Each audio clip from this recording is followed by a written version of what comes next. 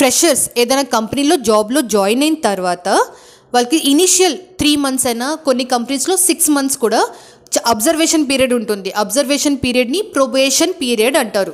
ఈ ప్రొబేషన్ పీరియడ్లో కంపెనీ లేకపోతే కంపెనీ హెచ్ఆర్స్ అయినా మీ మేనేజర్స్ అయినా టీమ్ లీడ్స్ అయినా మీరు కరెక్ట్గా పని చేస్తున్నారా లేదా, టైమ్లీ వస్తున్నారా లేదా, లేకపోతే మీరు ఆఫీస్ కల్చర్కి అడ్జస్ట్ అవుతున్నారా లేదా, ఇవన్నీ కూడా చెక్ చేస్తారు.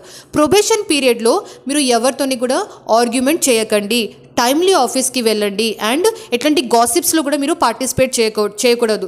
చాలామంది ఫ్రెషర్స్ తెలుసా వాళ్ళ టీమ్ లీడ్ ఇంకా మేనేజర్తోని ఆర్గ్యుమెంట్కి కూడా దిగిపోతారు. సో అట్లాంటి ఆర్గ్యుమెంట్స్ మనం డెఫినెట్లీ ప్రొబేషన్ పీరియడ్లో చేయకూడదు. రీజన్ ప్రొబేషన్ పీరియడ్ బేస్ మీదనే మన జాబ్ పర్మనెంట్ అవుతుందా లేదా అది డిసిషన్ తీసుకుంటారు మన హెచ్ఆర్స్ అయినా మేనేజర్స్ అయినా కంపెనీ మేనేజ్మెంట్. సో అందుకే ప్రొబేషన్ పీరియడ్లో చాలా జాగ్రత్తగా ఉండడం, this is your responsibility. All the best.